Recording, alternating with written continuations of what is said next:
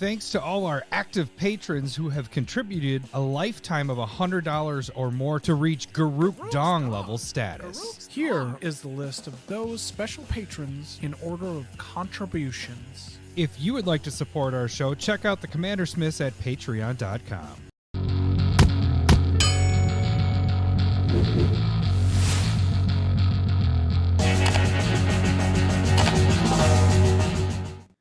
Ooh, welcome to the Commander Smiths.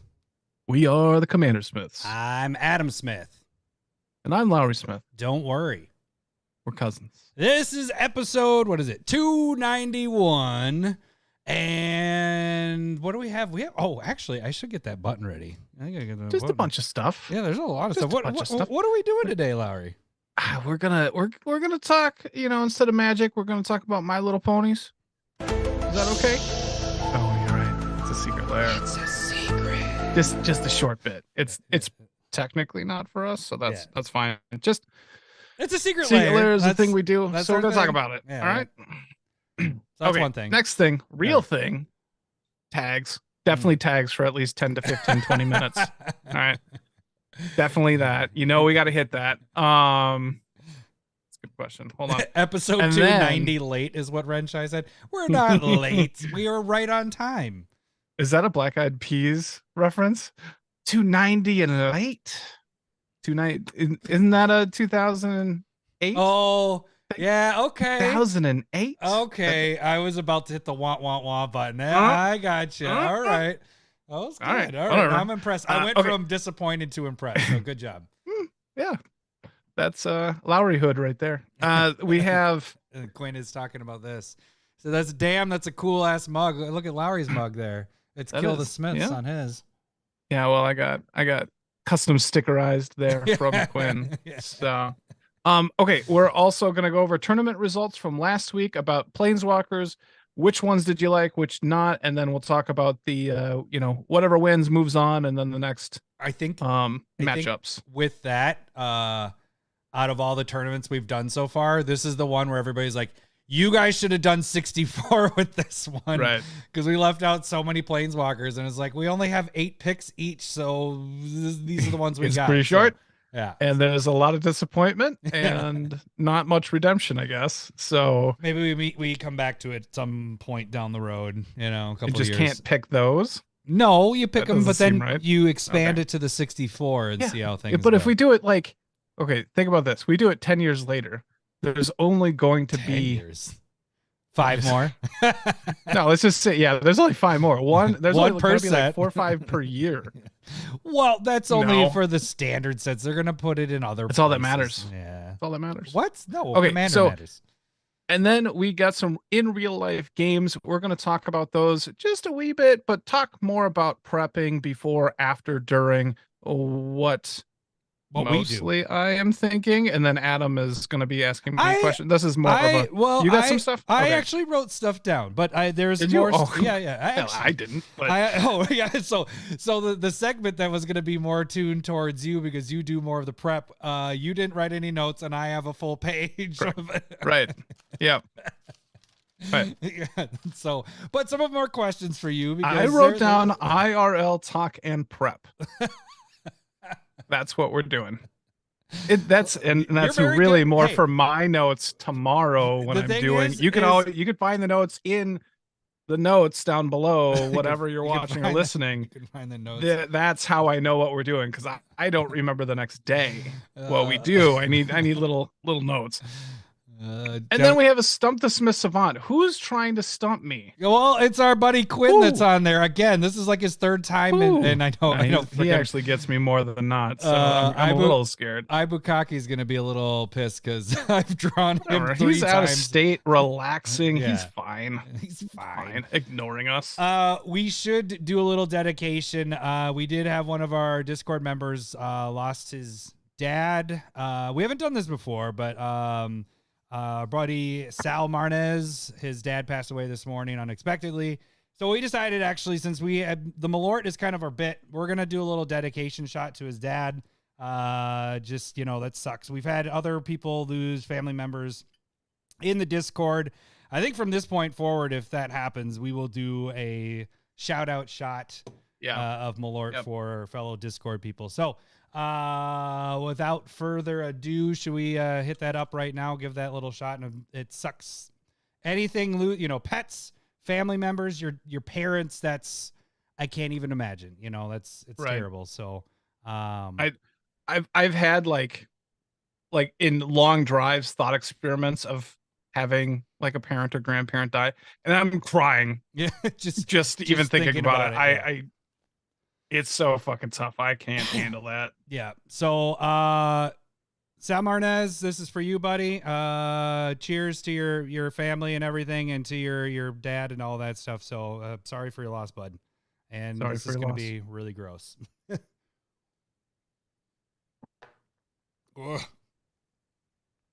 Woof. Buzz's girlfriend. Oh, all right. So I almost finished that bottle for that shot. Ugh. You should just chug it. No. All right. Goosebumps. I got crazy goosebumps off that. All right. Okay. You should wear a robe. No, you're the robe guy. It's too sexy. All right.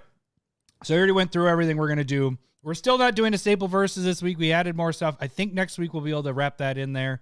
We have to, are we on air production? Are we able to we're still doing next Monday, right? Because you're out of town and stuff like that, and you're back in time. And might need it to be a little bit later. Okay. So just an FYI for those live people, we'll let you know when we get closer to that. If it's going to be later. I get in Sunday, but Kirsten doesn't get in until Monday night at her flight doesn't land until 8:30. Okay. So we'll play it by ear, guys. So if you're watching right now, it might be a little later next week, but we'll see. And that's no surprise to Renshire Quinn anyway. So it's normal time. All right. I think that's it. I don't really have much. I don't want to talk about the in real life games until we get to that segment. So I don't know. Secret Lair? Oh yeah. Oh, do a Secret Lair and then tags? Yeah. Is that what we want to do? Okay. Yeah. Maybe. I don't know. What's easier for you to cut it up? Doesn't matter. Let's jump over to Secret Lair. Let's hit the button. Let's get to. I mean, people skip this part, but they can skip the Secret Lair too. Yeah, we'll go to this. I don't care. You're the boss. Let's do I'm not the boss. We're bosses I'm supposed together. To read this. Oh wait. Let me hit the button. Okay. Gives me time. It's a secret. All right, that was it. The secret's all done. Okay, so we got another surprise Secret Lair. 2 in 1 week, I guess. I mean, the other one hit last Tuesday. So, so we have the Secret Lair. It's My Little Ponies, the Galloping, or Ponies, the Galloping 2. They did already have a My Little Ponies, and actually, fun fact, it was 2 months right before Secret Lair started. So that was kind of like the precursor to it all. And the other one was actually a donation one as well. They donated like $30 of what they sold it for. Oh, really? Yeah. Okay. To the, I forget, it was a children's something or rather. So this one's very fitting because it's the Extra Life. This is the third year they've done it. First year we got Crater Hoof in it with kid art and. Well, but if the first one was a donation thing, I'm guessing that was the first one. So this would be the fourth year. Yes, but I mean, right? Of the Extra Life thing, this is the third. What they're naming? Third Extra Life Secret Lair. All right. Semantics. Yeah. So, so we had Crater Hoof the first time with a couple other fun stuff, and it was the kid art with then somebody taking that and making an actual artist and making it, and then we had last year was Slivers. Sliver Queen, I believe it was, or Sliver Legion. Not Legion. What was it? Sliver. Legion. Yeah. One of those. It was one of the slivers. The one that's not reserve list. And they did the same thing there. So now instead of doing the kid art and whatever art, you're missing so this is the fourth year. Because the first one was Consecrated Sphinx, Teferi's Protection, Amulet of Vigor. Was it? Yeah. No, they didn't. Mm-hmm. Did they do that? I don't want to go back. You might be right, but I thought the Extra Life, when they did the kid art and everything, I thought that was the first time was with Crater Hoof. But I don't think that was the first time, because all of the Teferi's Protection and Amulet of Vigor is all about like kids. and stuff like that too. Instead of just like trying to figure it out, let's just go back to past sales, and so we don't have to like guesstimate. So we go all the way back, scroll. I don't know how much this matters either. So there's the extra life with the crater hoof. Where is, so that would be before that. You're right with that. Oh, you're right. See, being right is good. Extra life 2020. Oh, it's minimized. Hang on. I wonder if I can get that. No. 2020. Right here. There we go. Can you see it? Yeah, extra life 2020. So you're right. You're right. Touche. You're right. Sorry. Once in a while, Lowry. No, I'm just kidding. Almost never. I'll take it when I can. All right, let's get back to our actual secret lair. So 4th year of the extra life stuff, and now we're doing with my little ponies. This one's going to be different than our other secret lairs. There isn't going to be a breakpoint because I have no idea what this is going to be. But we're going to go through the cards nonetheless. Lowry, why don't you take it away with our first one? Am I reading the cards? Or I mean, we can kind of discuss it a little bit, just a little bit. All right. So the first one is, none of these are legal in any format. They are fun cards. They're silver bordered as well, if you didn't know. But first one we're going to talk about is Applejack, the cereal. It's 2 green and a white. Wah, wah, wah. Yeah. All right. 4/4. Family gathering. Okay. I don't know anything about My Little Pony. But at the beginning of your end step, put a toy you own onto the battlefield as a 2/2 creatures token with that toy's name, colors, and creature type. If the toy has wings, the token is flying. If the toy has a horn, scry 2. If it has neither, create a food token.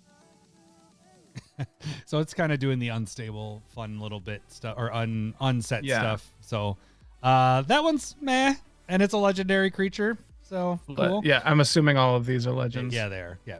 All right, next one. What do you think that price point's going to be at? Don't even. Stop Just it. kidding. Sorry. All right. Next one. Fluttershy.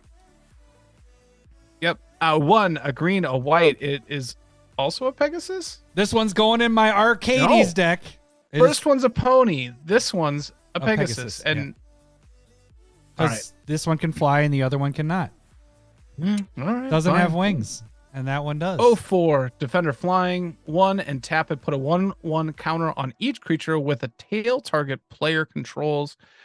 Stare down up to 1 target creature until end of turn. It can't attack or block as long as you look directly at it.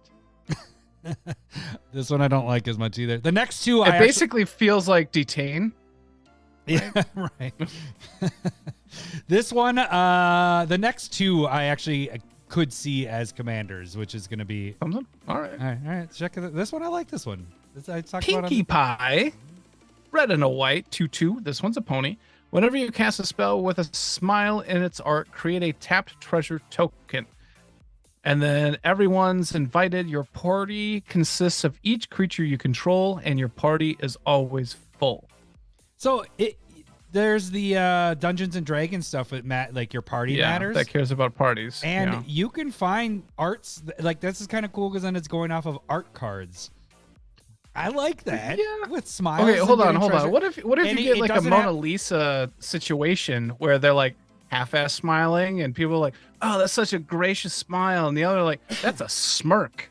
And that does not count. We don't need to break in this game. We don't need to break that down because that's not going to happen.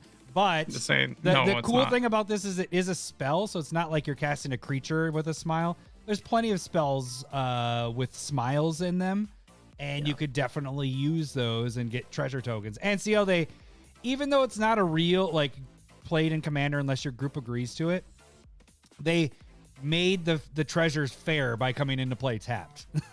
So if it was going to stay like not legal, it's like, why even put the tap part? But they make it so that people actually, your kitchen table, people can use it. So, okay. And then we have the last one.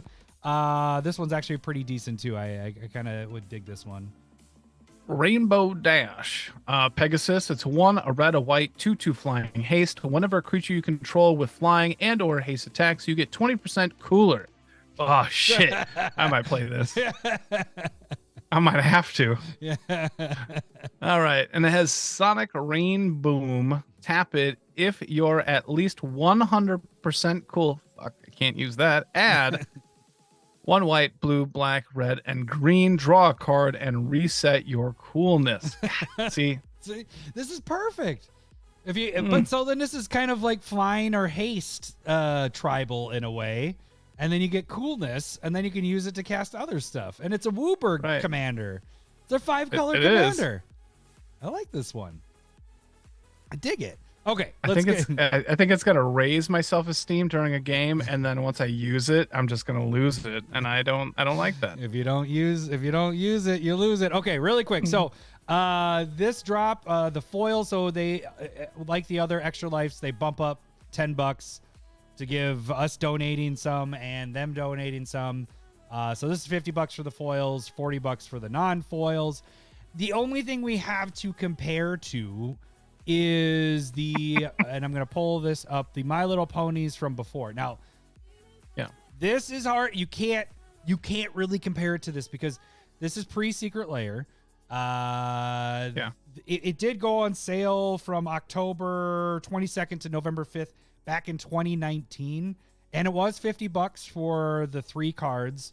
But as you can see here, this is what the prices they're saying. Like we had Nightmare Moon, which is it's a cool card. We have Princess. Flip one. That's a cool one. The cool thing about the Princess Twilight Sparkle is it said if you have all the other My Little Ponies, so the ones that we just got, if you have them all out and you tap this, what does it say here? I'll pull this up. Oh, crap. I got to minimize so you guys can see this a little bit. Oh, that didn't minimize. It just got really big. How big? All right, let's shrink it. Lucky. What? Come on. I'm just going to say that, like, even though this isn't necessarily for us, hold on. I stop myself. I'm going to repeat what Jeff is saying in the comments here. They are legal as long as your pod doesn't have a snitch in it. Yeah, that is true. So just think about that. So anyways, this one says if you pay Wooburg and you have Applejack and all the other My Little Ponies, you win the game. That's what that one does. So it was already predicting that you were going to have a second set of these. And then you have Rarity, which is a $50. So $50, $57, $62. That's what it was before they sold out, because there's only one copy of Princess Twilight, and it's probably gone by now. One copy of Rarity and 14 copies of Nightmare Moon. That one's at $62. The other two are at $150 to $200 a piece. And the box, Chris on Discord, Christopher was saying, is at $400 at this point. And that was at $295 earlier today, so it's already jumped up $100 more. And that means that people are buying these at $295. To be honest with you, if you bought the first ones, that's your spec opportunity. That's where you are making money right now. This, it's gonna be hard unless you want to play with them, right? Unless you want to play with them. This Secret Lair drop is gonna be a little bit more difficult. You're gonna probably, I think that who this is for is the collectors and people that like My Little Pony. Like that's pretty much it. Right, because that's my thought. Like when we were discussing it in our Discord, like there was disappointment when it comes to like a Magic player's perspective. But then, like you were saying, collectors are gonna like this because this is still part of the collection part. And I'm like, you know what? Elise, like my daughter, 3.5, she likes them, but she doesn't care. You know what I mean? But she might get into it more as she gets, and this could be fun for her in the future. Right. Well, so that's where I'm like, I was out, and now that I've thought about it a little bit, I'm like, ugh, that's kind of nice. I know that it's for charity as well. That's also a nice thing. Yeah. I showed, because Zeke had a My Little Pony kick for a while there, so he has all these like the bigger ones. They have like the revamped ones, not like the little crappy whatever ones. And I was like, Zeke, Magic is coming out with My Little Pony. He's like, what? So I showed him it today. He's like, what? He like got super excited, even though he hasn't played with the My Little Ponies in probably over a year at this point. He still liked this, so it's bringing in, like, to be honest with you, if I'm going to build a deck, I'm going to build the Drake deck. I might build a My Little Pony deck. Although Zeke might not like that when he gets older, but right now he would like it, So I don't know. Right. I want something that represents their name more. But anyways, that's so. Long Are you story gonna get, longer. Like mosquitoes or what? Yeah, Long story longer. I'm probably this one. I'm probably gonna get for the collection. Maybe get one other, but the thing is what I was telling Chris is now it has me going. Well, shit. I have these 4. Now I want the other 3, and the scarcity. You know what I'm saying? Scarcity. There we go. Kid can't even read. Well, it's talk. I could do that. Kid can't even read. Of the first drop, that is just ridiculous because you have all these people now that secret layers are a thing. You have all this newfound crew of people that are going to try to get those, and those are just going to skyrocket. Yeah, they've already skyrocketed, but they might go way higher than what I was thinking. So, like I told Christopher, if you're holding copies of those other ones, look at dumping the extra ones pretty soon. Get on the hype train. Don't wait until after this secret layer. Do it within the next couple weeks and try to get that stuff moved. So anyways, long story longer, we don't have a break point on this, but it's more of it's different. If you want it for your collection, if you want to kind of spec on it, my only hesitation is it isn't commander legal. And like I said before, I like to spec on things that at the worst I can use it in commander. Right. And has that drive. These aren't, so it's a little like hesitant on that. So I'm probably at most I would get 2, and I would definitely do 4. Jeff, yeah. I think we know who the snitch is. Wink. Nose point. I think we know who that snitch is. Nice. Yeah, and then Quinn also said it could be a great gift for non-Magic players too. So that's right. That's my perspective. Yeah. And so I'm kind of thinking like, oh, I might. Maybe I'm gonna have to talk with the wife and maybe some other people. I don't know. All right, cool. I'm bad at giving gifts, and if I'm like, oh, that goes somewhere. There you go. Yeah, that's it. Oh, tags, and you got 49 days to buy this, so you got some time. Oh, so you got 49 days. Yeah, that's not bad. I'll hit the end of it.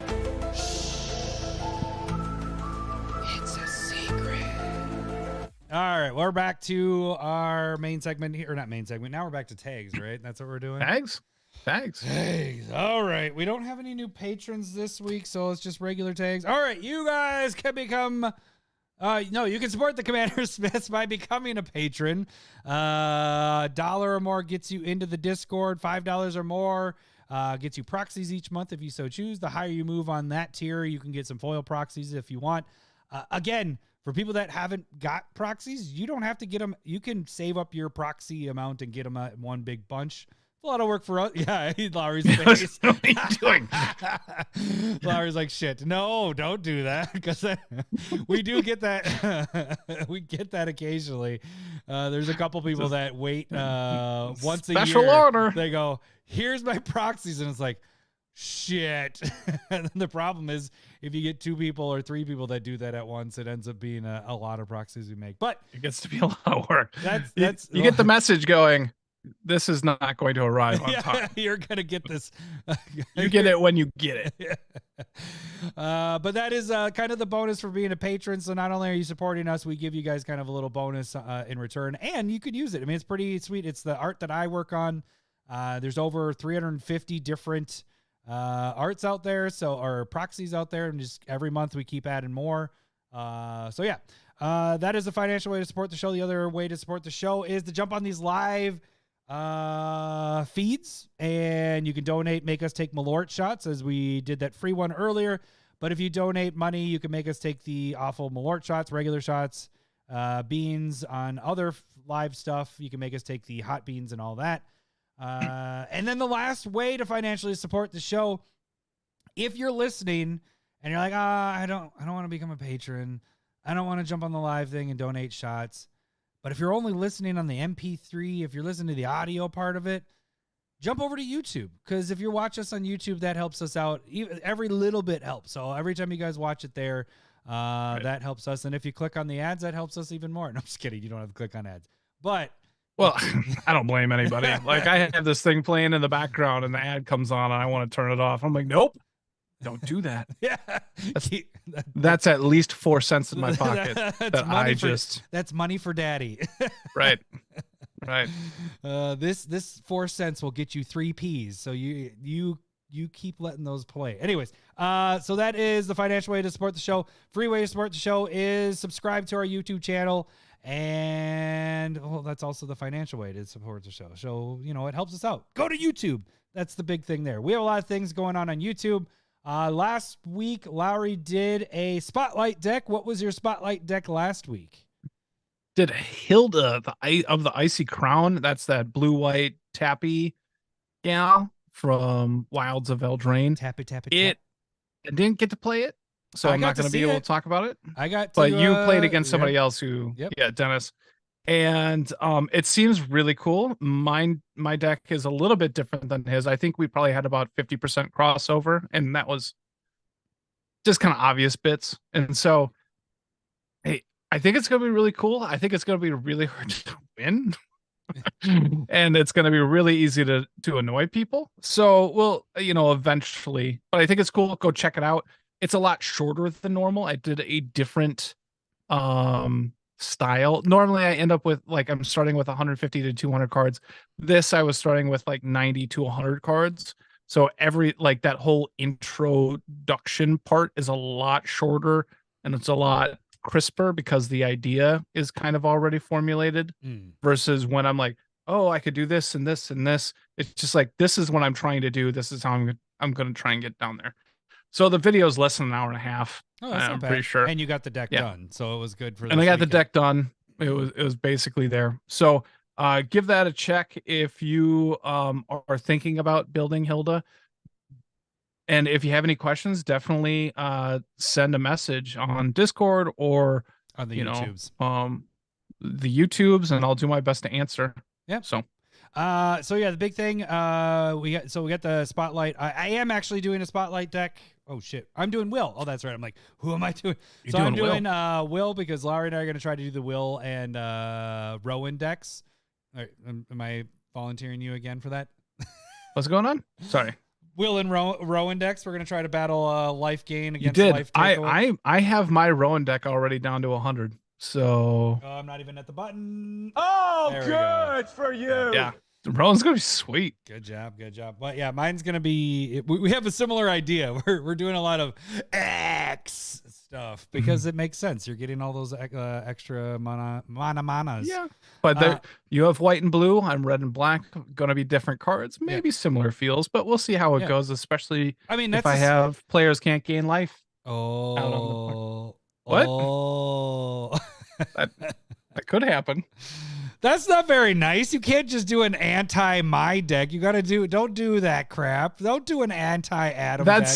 It's just something that would happen. No. I'm not just putting those in there. Sure. There's a reasoning. There's a sideboard for Adam's If deck. you want the reason, how about you watch my Spotlight deck, not this week, but next week. Mm-hmm.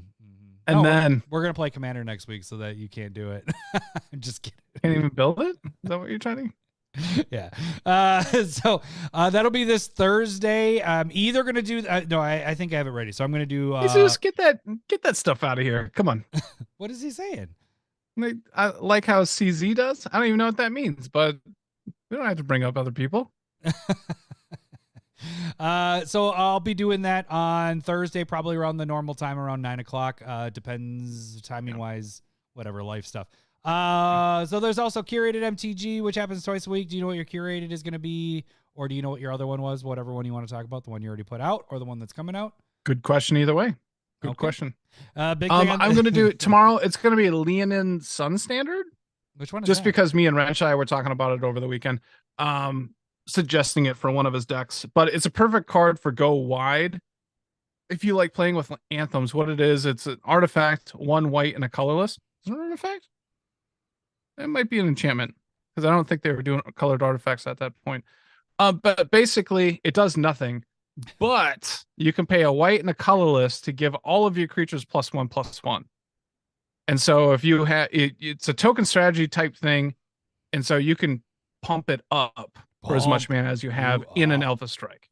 Nice. Yeah. So if you have 8 creatures and you put 6 mana into it, they all get +3/+3. And then if you have more mana, the yada yada yada. So it's kind of a cool card for those go wide. I originally probably found it when I built Kai Car 4 or 5, 6 years ago, whenever that happened. Probably 4. But it can be good in Layla. Anything that potentially can work with that, going wide, enchantment style. So check it out. I'll have that going tomorrow. All right. So the biggest thing with the curated MTGs is not only are they on YouTube, they're on Twitter. Not Twitter. They're on TikTok. We don't Twitter. We're dropping Twitter. Fuck Twitter. Yeah. If they go to the pay to even be on there, monthly sub. Yeah, we will no longer be on there. So we might be introducing a new, which we'll have the same amount of followers on there on the new one that we do on X. 5. Exactly. But yeah, biggest thing with those is watch those through. Give them a like. The biggest thing on that is give this a like. If you're watching right now, all 9 of you that are live right now, hit that like button. That helps us out a lot. And that's with every video you guys are watching. The like button, whether you realize it or not, the liking actually helps with the analytics with everything. So if you're a fan of us and you like watching us there, make sure you hit the like button. So you don't even have to watch the whole thing. Just hit the like move button. on. Yeah. I do that with some of the creators that I like. I'm like, no, I'm not.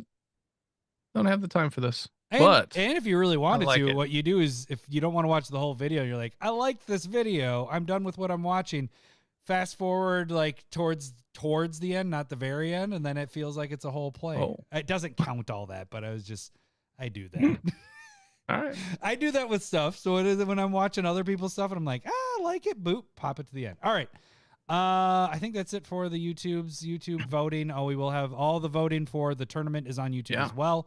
So you guys will do that. We'll do that in a second here, right? We're going to do the tournament after this. Is that what we want to do? Yes. Yeah. Let's do it. And then lastly, you can follow us on X for now. It might be gone. We'll see. You can direct messages there or direct message us by shooting us an email at commandersmiths@gmail.com. And I think now it is time for our tournament. Let's jump over to card preview. Scott's saying that he likes it 2 times, which basically unlikes it. Yeah, it right? does. It totally does. That's what happens, right? So maybe like it 3 times.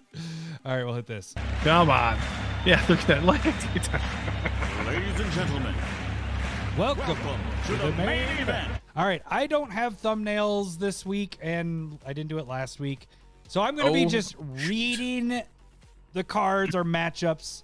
You're going to kind of guess what you think, how the results were, and I'll show the winning cards. So that's how we're going to work this out. What? Okay. What? Or you had a question? What's going on?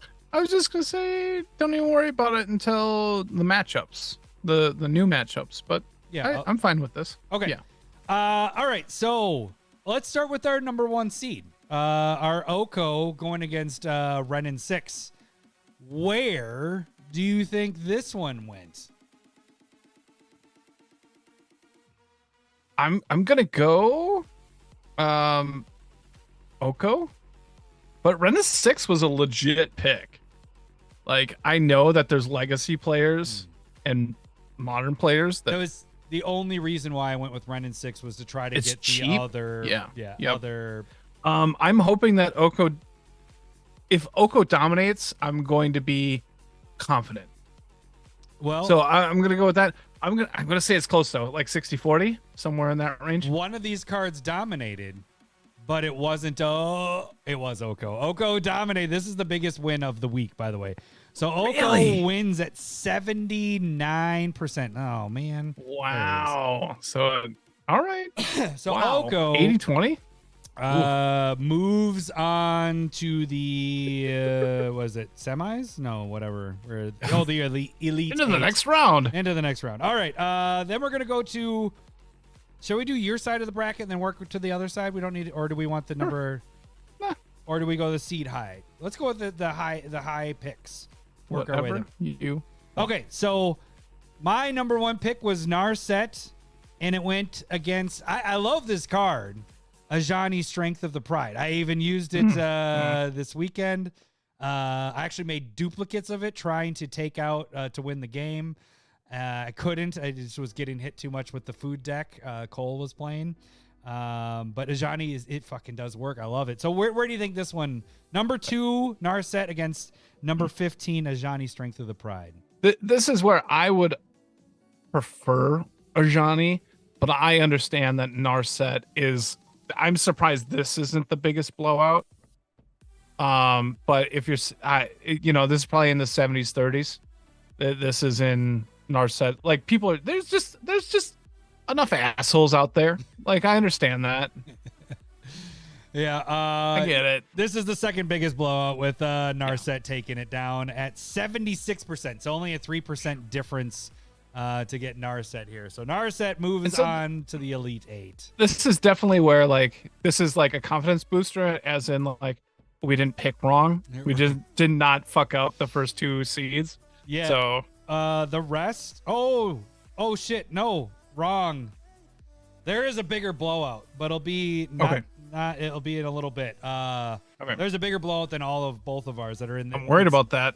It's in the 80s. So yeah, I thought everything else is in the 60s. Everything else is pretty close. Okay, so we move to the next highest pick, which was your number 3 Ashiok going against my Karn. Is it the Great Creator? I only wrote Karn. Oh fuck. Karn That might be a switch. Number 14 against number 3 Ashiok, number 14 Karn. So here's the thing with Karn is that, again, another fucking hate card like Narset, and I dislike it to a very, very large degree. But I also just saw deck lists of Karn, the Great Creator, in every modern deck or legacy. I'm not sure what it is, along with the One Ring in every deck. And so like it is a hate card against the most popular card, and everybody's running both of them. And it's like fucking fuck. So this I have no idea. I'm gonna say it's close. 50-50. That's a toss up in my mind. Well, that's not what I remember. I told you everything's in 60 or more, or 60. Well, it's not 50-50 because Karn took it down with 69% of the votes. So the first upset goes to Karn. Which Karn? Where are we at? Well, not that Karn, not that Karn. There he is. Karn, the Great Creator. First upset. There's upsets. Just letting you know, there's more than one upset in this whole first round of the bracket. Fuck. All right. So number 14, number 14 moves on to the next round. Huge. All is right. that facing? No. Nope, we don't have the facing yet. Okay. Number 4 was my Teferi. Oh, no. I'm even. So my Teferi Time Raveler. Is that what it? Time? Yeah. Yep, Time Raveler against your number 13 Dak Faden. Yeah, Teferi is going to take this down. I understand that. Like people, it's a good defensive card. That one wins. I was promoting Dak Faden to be played more, but I understand. I understand that it's not. I look at it as a 3-mana steal and artifact ramp piece in red blue decks, and then also just like draw a discard. But oops, Teferi. I get it. There we go. Yeah, Teferi takes it down. Teferi, where is he? Is it Master of Time? Is that what I said? No, Time Reveler. Time Reveler. That's right. Time. All right, there we go. Just be there. There we go. All right, so Teferi, yes, Teferi takes it down. Raveler. 67% of the votes. So that was a rather high one. All right, so that one moves on to the Elite 8. All right, now we move on to your number 5 pick, which was Teferi, Master of Time, going against Teferi, Hero of Dominaria. It's number 5 against number 12. Where do you think this one shook out? I'm worried, but I'm also confident in that pick because we both love this guy. Teferi, Master of Time is. And there was at least, like people on the Discord going, "This card's fucking amazing." But that does not mean that hero, like all the Teferi cards, people really, really like. So I'm going to say that it's a win, and you're saying 60-30, so let's go with that. Fine.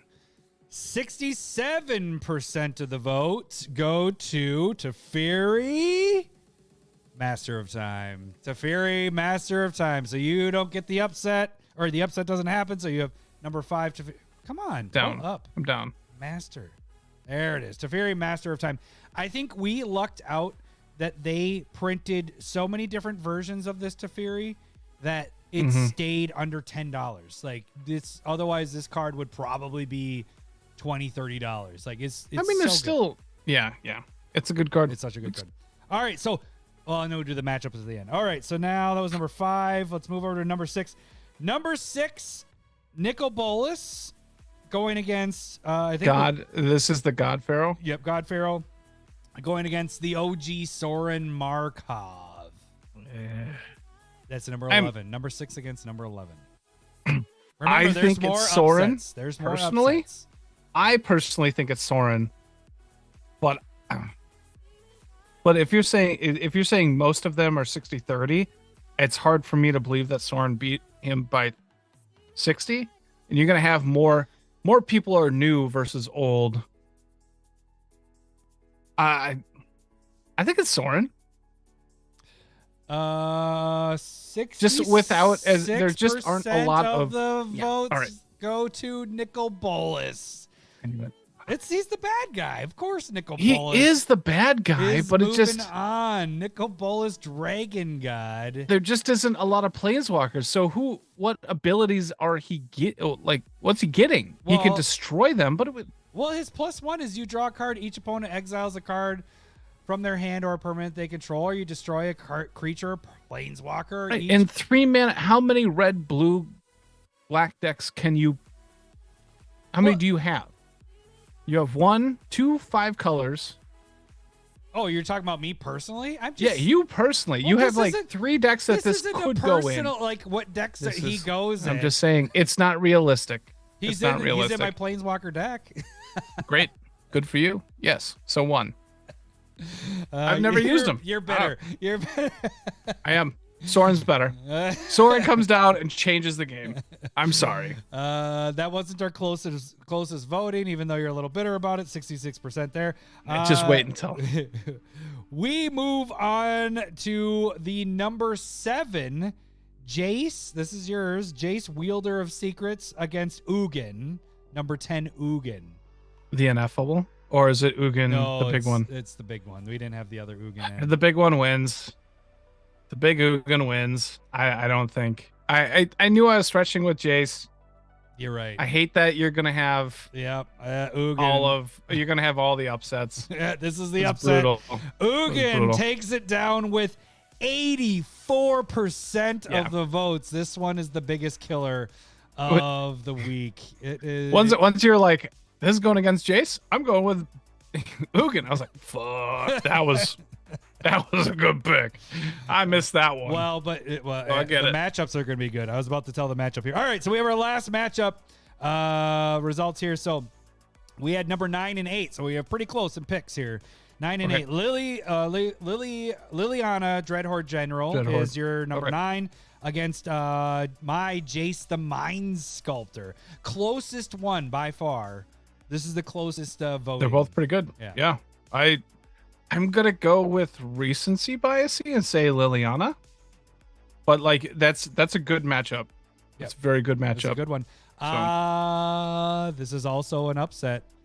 Here's your upset. Really? Yep. No, you got it. Dreadhorde. Oh, I got it. Dreadhorde won that one with 62% of the vote. So you get an upset. I get 2 upsets. So you get 2 upsets. I get 1, but mine is an 8 and 9 seed, so they're whatever. Close. Yours were big upsets. Yeah, That's so rough. you have three guys left in the fight, and I have 5 guys left in the fight. So, all right, our matchups, which I didn't make thumbnails again, so you guys are just gonna have to listen to this.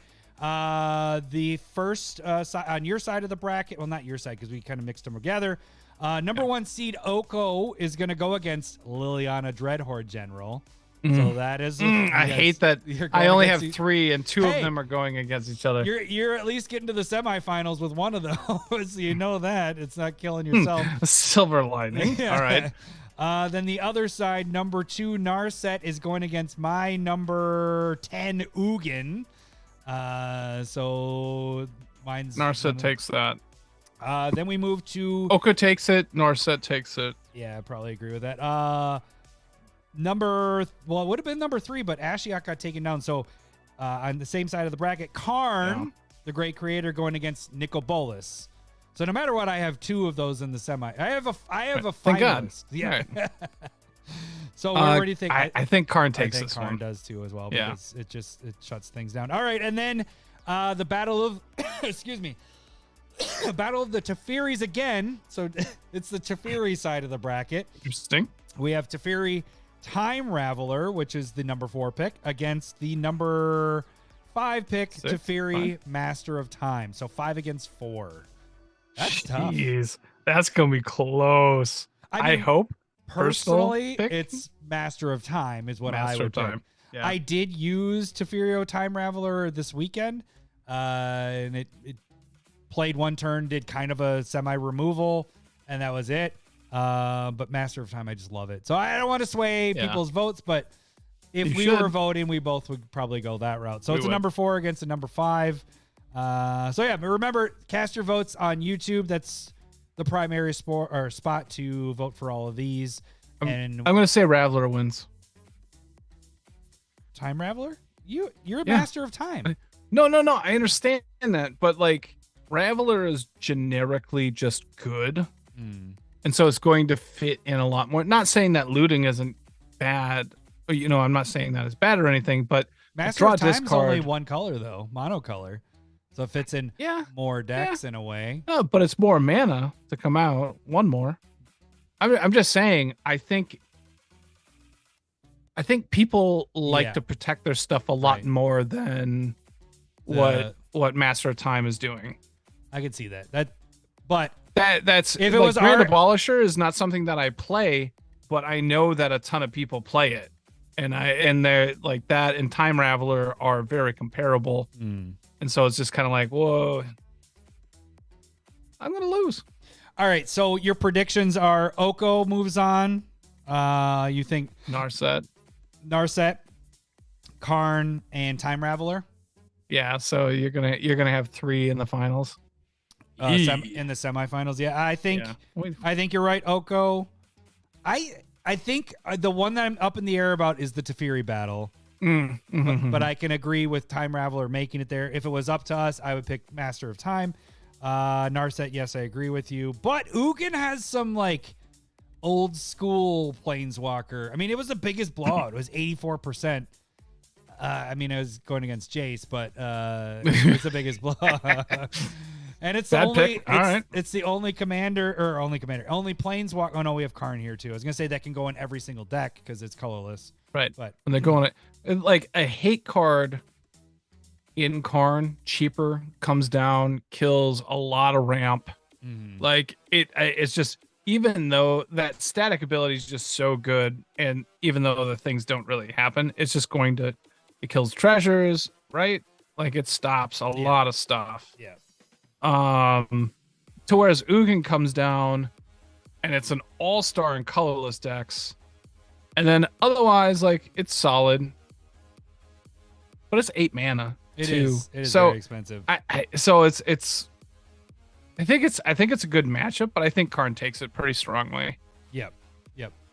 So okay, we agree on all that stuff. All right, so remember, voting will start for the YouTubers. I might be able to get this up tomorrow. For those of you guys that are listening later on Wednesday or whenever you listen to the podcast, make sure you jump on YouTube, click the community tab, and vote, and we will announce the winners next week. All right, that is it for the tournament there. Now we move on to, I guess, our main segment, right? That's where we're going next in real life games. I don't need to have anything up, right? So we're going to pop over back to our main thing here and get rid of the music.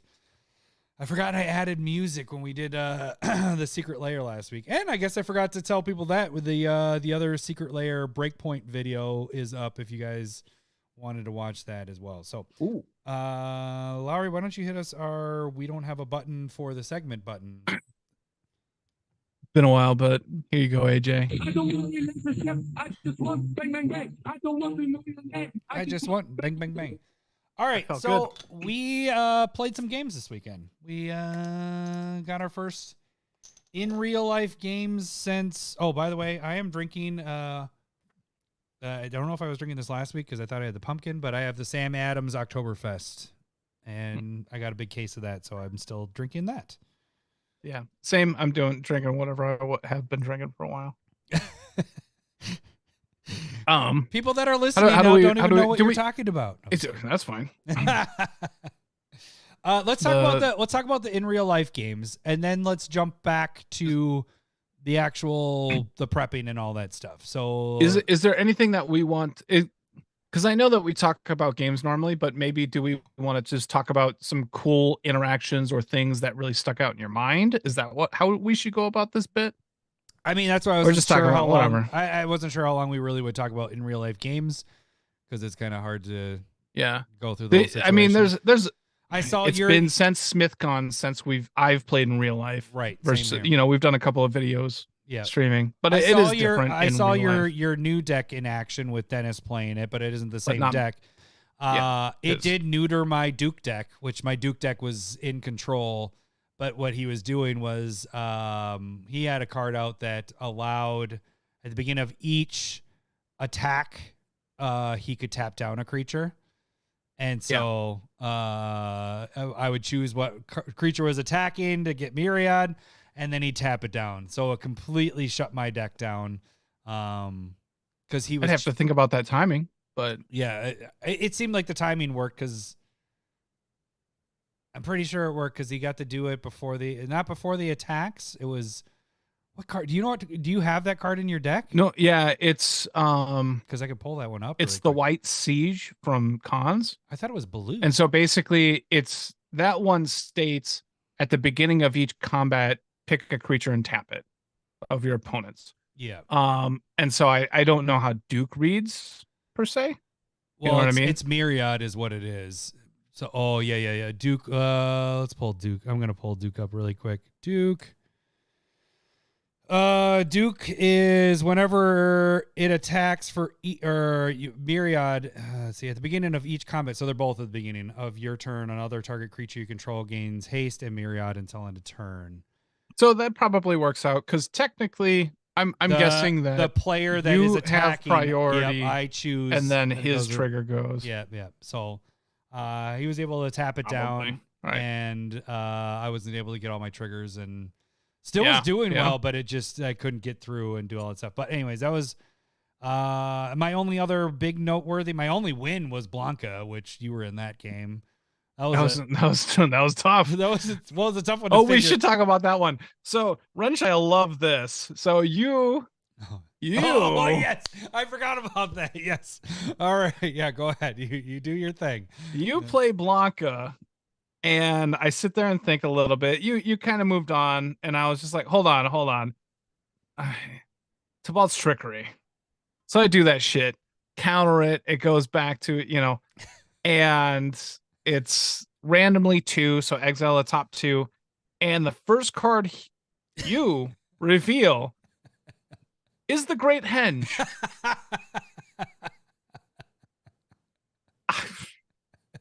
If there's a worse card to get with Blanca, it's the Great Henge. Right. So then I was able to replay Blanca that turn back into play. Because you have Bear Umbra on another creature, and so you untap your land. You have the Great Henge, so you can just pay the extra 2, and I got the draw and you got a draw, and a counter, got a counter, and you gain some life. Jesus, it's your luck with Chaos Warp. It's your luck with that stuff. And whenever I'm building in red, and Tibalt's trickery is down at the end, and I go, I gotta cut it, and Renchai's like doing that whole fuck you, why would you? That's exactly why I do it. It just, the randomness cuts for me is so bad. It was hilarious. It's literally a trade-off. It got people from the other table coming over to just see what the fuck happened, because they were just like, are you fucking kidding me? It was brutal. That was a good game though, because I had to really plan that out to try to kill, because if I chose wrong in the end there, because it was between you and Lucas left, and I was trying to figure out which one of you to kill. You're always the one that you have trickery. Tobalt's trickery that helped me in that case. But you have trickery up your sleeve. You can do stuff. So whenever it comes down to choosing a player and I'm trying to finish the game, I will normally choose you. But in that case, you had 0 hand, but you had a lot more creatures than he did. I hadn't said it specifically, but I had a land in hand and had drawn into it. You did. And my fucking just dropped like, God damn it. Like I am desperately trying to find an answer, drawing 2-3 cards on a red-white deck. And I'm just drawing land at the end. I'm like, God damn it. So I dealt you like 20-ish damage at the end. You brought me down. And 14 commander. Like, I was just like, this is go for the gold, sacrifice everything. I was playing Oscars, so sacrificing all my artifacts to try and just deal as much damage to you as I can. And like, I draw into, and I don't know if we ended up talking about this, but an Ink Moth Nexus. Oh yeah, you got that out. Which is the 1/1 infect thing, but that was my next turn, and then you just killed me. So I couldn't attack with it or whatever. I had already wasted all my resources on it. But like, if I had that out, I had drawn into my answer, but I did not have the time to play it. Yeah. Because then I can, bump it up to 11 with Oscar and infect you out. That would have been how I beat you, but I had already used all my resources. Right. Then drew into it and went, well, fuck. So the very last turn, I was trying to decide between you and Lucas. He had Kalia, and he only had 7. No, he had Kalia. Yeah, 8 damage on the board. I was at 20. I gained life from. Thank you, Great Henge. But you had more damage on the board. He had a bigger hand, so I was like, okay. He had a lot more hand, and like when you can cheat something out with Kalia, like I was like, he dies, I'm gonna risk it with Lowry. I was able to play a couple creatures out, so I had blockers for your stuff, and then you couldn't really swing through because you had no hand. I mean, you swung, and I just took it because I was like, well, he doesn't have anything left, and then killed you after that. Yeah, but it was close because I got you right at what your life was, so it was a good battle, but. That was the only game I played with you. How'd you? Oh no, we played games at the end with Ramsey. At the end with Ramsey. Yeah. Helped you out. I saved you. I gave you the win there at the end on that last one. Dankeschön. So one cool thing that I want to do before we were doing our game. So, Bill from Woodbury was playing his Mazarek deck. It didn't even matter what I was playing. I was fucking dying. But so I played my Convoke deck. And Dennis, Bill's son, was playing Kibo, the red-green monkey deck. Oh, okay, yep. And so he had a really neat interaction with, I believe it was an enchantment called Titania's Song, which basically turned all artifacts into creatures equal, like power toughness equal to their CMC. Okay, so essentially that treasures die automatically. You don't 0-drop. Artifacts or your rocks are gone there. And Kibu taps to give you a banana of artifact that just dies automatically with it as well. So he's bumping up his monkeys, which is only like 2 or 3 of them, but it's still like it's killing my treasure making ability, which like that's my ramp in the red, white, blue Convoke deck. And so like I'm not ramping, I'm not drawing, I can't do shit. Like it just destroyed me. Bill is going Mazarek. He had already pumped out, he like emptied his hand into artifact ramp. So all of his 2s and 3s, whenever he's sacrificing something, all of his artifacts are getting huge. They're like 10/10s. And he's like, oh, I guess they're huge. I'm going to attack. And he just fucking wiped the board with most of us. And that was kind of like Skull Clamp hit me for 10, I'm pretty sure. Like, it was stupid. And so like it was a kind of a weird game in that regard. But Azarek won with just beating face with artifacts. Like it kills the treasures, which makes me feel like as long as I'm not in a treasure deck, Titania's Songs is something that I should probably play a bit more of because it wipes those clue, out. Food, treasure, hate, and there's enough of that. Yeah. And Yeah. So I thought that was kind of a cool interaction and a cool card to actually see in play. Mm-hmm. So That's that green card, right? Titania song. Yeah. It's that girl Yep. with like the little banjo looking thing. Yeah. Right. Yep. Yeah. Yep. That's an old school card. Yeah. So there was some good games. We got a lot of good games in. I did see Bill's Mazarek deck too. That one was the funny thing is when he played Mazarek, Dennis was playing a copy deck, which he had that jeweled Monarch that when you play it, you get 3 you get to draw 3 and then you get 3 of any Coveted one color. Jewel. Yeah, thank you. Yep. Yeah. But he made 2 copies of it. So there were 3 of them out there. But the cool thing is he wanted people to attack. I liked that part of it. He was like, this is forcing people to kind of come after people and take it and all that. And that's when so if somebody hits the person with the coveted jewels, you get 9 mana and 9 draw. Yeah. Like you draw 9. Seems insane. It was ridiculous. And what ended up happening, and I actually think that was the Duke game. So I think he was playing the deck, the what's her name? The one that you made? Hilda. I think it was her.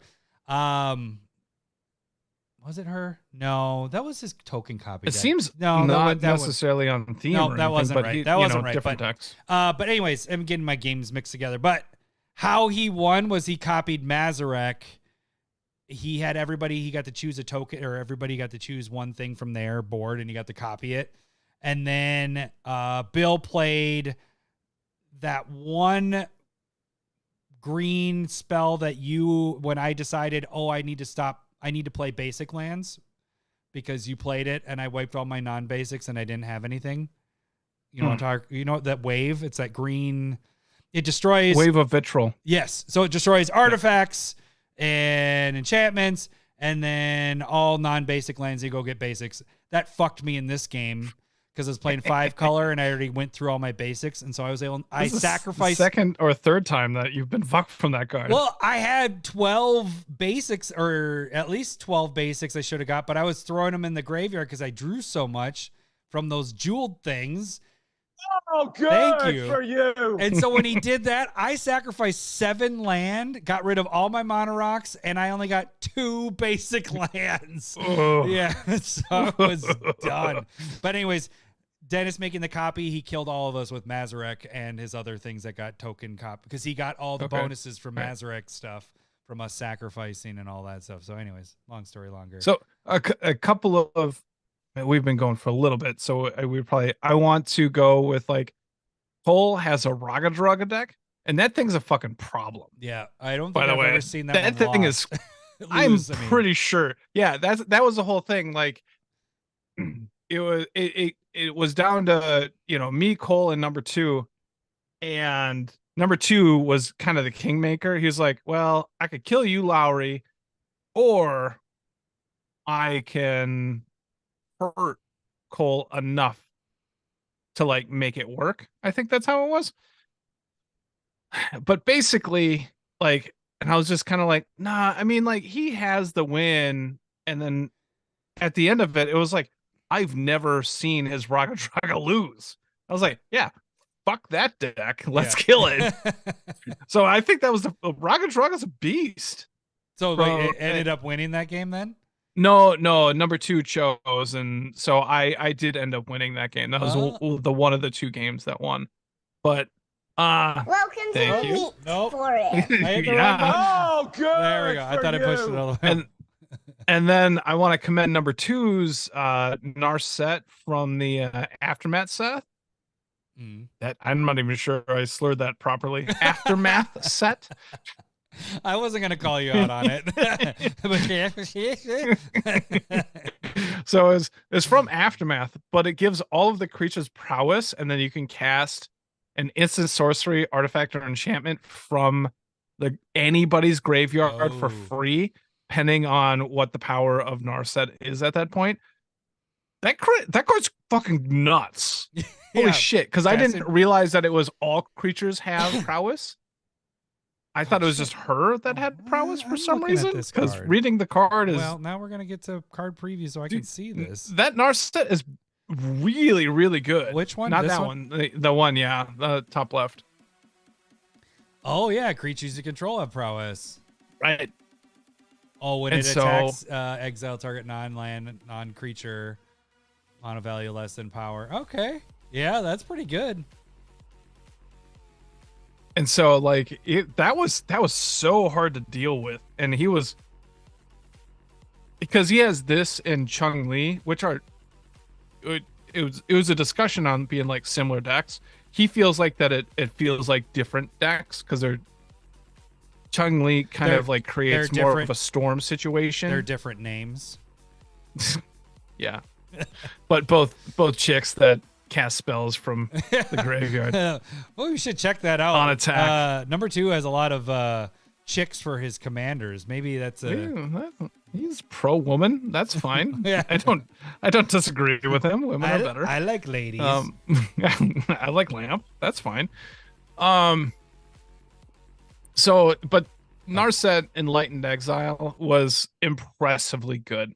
And so those are the two that I remember beyond what we've talked about, and just going, I was impressed with those decks. And so, well, you should mention Zero's Calyx. Calyx is just a good fucking card. I meant to say that one too. Calyx, the green white. We're going back. I gotta show more. I gotta show at the end. So Calyx from Aftermath was also fucking bonkers. Yeah. Zero Cools was just going off. Calyx.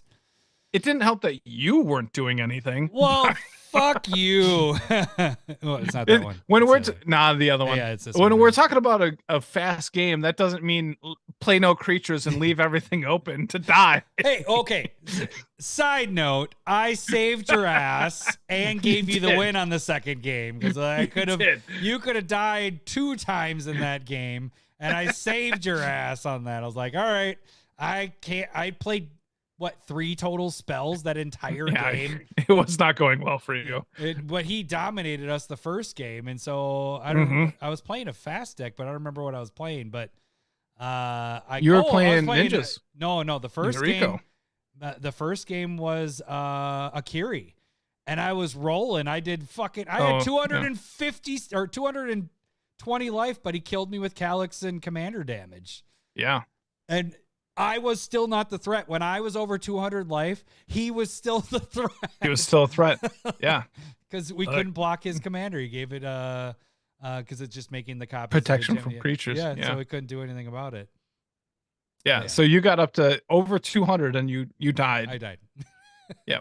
So but yeah, the Aftermath Calyx, fucking stud. Yep. Goddamn stud. It's Tom. It's impressive that we do a podcast because we play against people that can make pretty good, damn good decks. Yeah. So yeah, I mean, in a fair manner. Because again, if you're new to this and you're here for the secret layer stuff, we play fairly fair Magic. Mm. You know what I mean? So like we don't combo. We don't. We have fast mana, but nobody combos. Counterspells aren't really there. What's the other thing that we do? No tutors. No tutors. Yeah. So like theme. When things happen, it's fairly random as long as you're drawing enough cards. So like people were fucking going off, and I didn't see any tutors. Nobody's tutoring. Nobody's really comboing. Yeah, I saw Lucas comboed. That motherfucker. Yeah, he did. Let's just say I saw tutors and saw combos. Yeah, and counters. Because all the counters went at me, and like actually, one of the games, somebody was like, I think it might have even been Dennis, was like, I see you have, do those happen to be 2 blue mana that's open? I was like, dude, I don't counter, so I let people do their thing. I react to people doing shit to me, and that's how I do. That's my counters, is protecting my stuff or redirecting stuff. He's like, okay, I win the game. I was like, okay. Get it. This is why counters are good. I understand. I prefer not to use them. So, those are the games. Okay, so prep. Let's talk about this. Okay, so I'm gonna get off of like thinking or having those there, so we're not just looking at cards there. So there's the thing, when we get into Commander Nights, when we're doing these big, it's a little different. and you could use this in any situation. If there's a lot of people probably play more often than we do. What we do is when we get together, it's a day. Like it's 8 to 12 hours of Magic. Noon to 9:30. Yeah. If not a Commander, like Guys Weekend, where we play 3 days of straight Magic. Not straight Magic. It's called, I would like to call it binge Magic. That just fucking basically get as many games in as possible. So much Magic that we end up playing board games because we've played so much Magic. We're like, we just need something else that isn't Magic for a little bit. Palette cleanser. Yeah, exactly.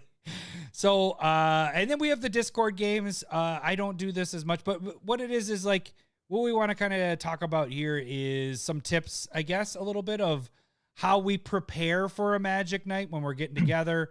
Because it is more of a bigger deal because it isn't just normally one deck we're playing. It's a bigger day of it. It's multiple decks we're playing. What we do during the play and then afterwards. Afterwards is probably more towards your area because you tend to get home or get done with playing and you're like, I didn't like how that performed. I want to switch things out, blah, blah, blah, blah, blah. So, and you're just happy and go to bed sleeping like a baby. No, I go to bed and then it's my brain keeps playing the games over and over. And the night after a Magic day, I can't. That's why I just stay I don't sleep. Work on decks. Yeah, well, actually yesterday worked because we ended, because it was a Sunday, we ended early enough that I was able to do other things. Porn. No, I'm just kidding. But I was able to do other things. It was still Magic because, I was dealing with like eBay stuff or podcast stuff or whatever. Yeah. But I wasn't playing the game, so it didn't go into the night. Anyways, okay. So let's start off at the beginning. When you're getting ready for, we're about to play Magic this weekend. What do you do personally to prepare for some games? Do you like plan what decks you want to play? Do you add cards in? I mean, that's kind of the gist of what I'll get into my part here, but I'm just asking you a general question of it. How do I prepare my wife for a full day of Magic? You tell them, okay, Scott's asking, what I want to know is how do I prepare my wife for a full day of Magic? You tell them weeks in advance. Weeks in advance. And you just say, this is number Magic 2. Day. Hope that they go and figure out something else to do. Like kids, church, nap time, whatever. Just feed them ideas on stuff that they would want to do. And well, Cindy was home for part of the time. She actually what my wife did while we were playing, she built our new bar stools that we bought and then did some laundry. And that sounds really like woman thing, but I didn't mean to sound this, but she did laundry and folded clothes. And then she was just like, you could have done that with your greasy pizza fingers. Just saying. Then she ended up taking the kids and did something like you said. They went out and went to a farm with like animals and stuff like that. Right. But yeah, you don't say it that week. Hey, we're getting together. We planned it out as soon as we discuss. All right, this weekend. I look at the calendar. I'm like, all right. Yep. Hey, Cindy, we're going to do Magic on Sunday, blah, blah, blah day. Is that okay? Yep. All right, we're golden to go. So then they just know it's the whole day for us. Yep.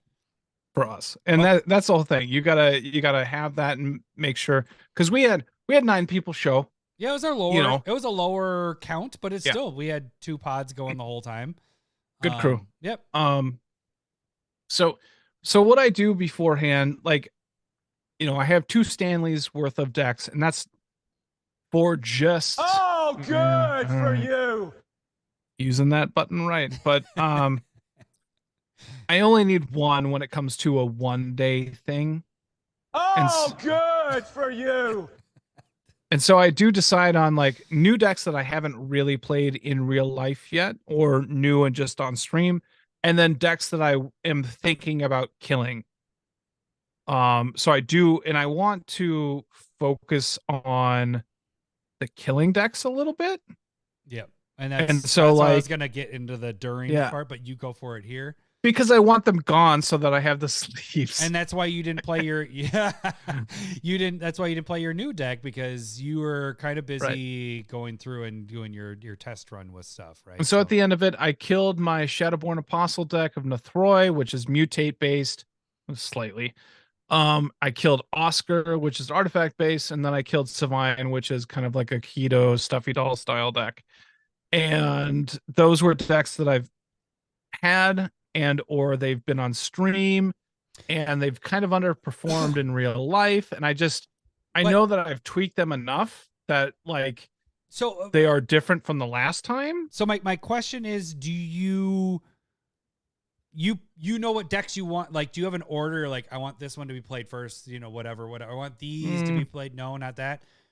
Because I still try and pick decks to make sure that it's like a good game within. That's going to be but I do go like, I want to at least play these 4 and then anything beyond that, like, because they hold.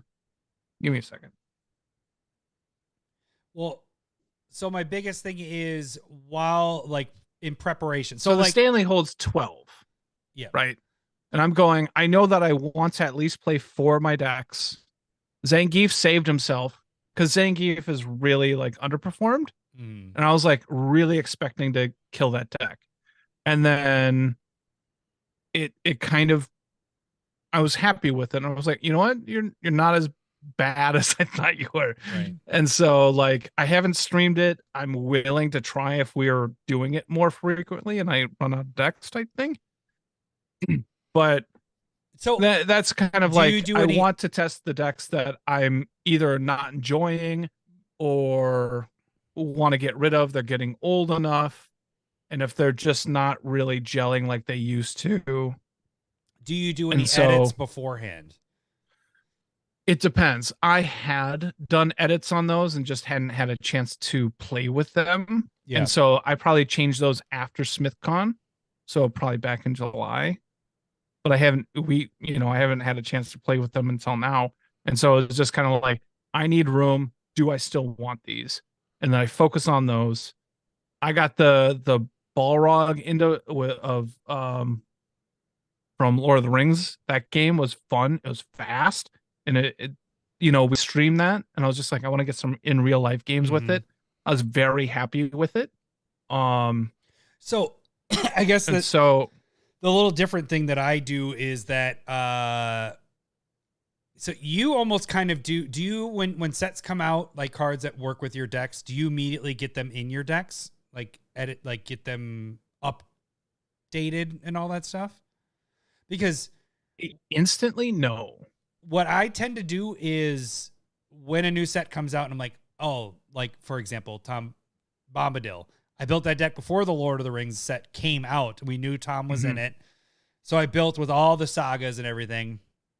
And then Lord of the Rings came out and we had a ton more sagas. So I picked out the sagas I liked and I set them on top. So we have the Stanley box things, which come to find out they no longer print those. So that we're talking about this, they don't make Stanleys anymore. No, they're done with them. Yeah, they're going for like $50 a piece, I guess, for those big boxes for holding cards. Yep. So I will set it on top of that deck, and then this is how I do my preparation. Yep, there's the box right there. So I will set it right on top of the box, and then the night before, or a couple days before we're about to play, I will grab those. I will go through all the decks that I have set cards on throughout all the sets, and I will go through the deck and try to figure out cuts and try to add those cards in if I can.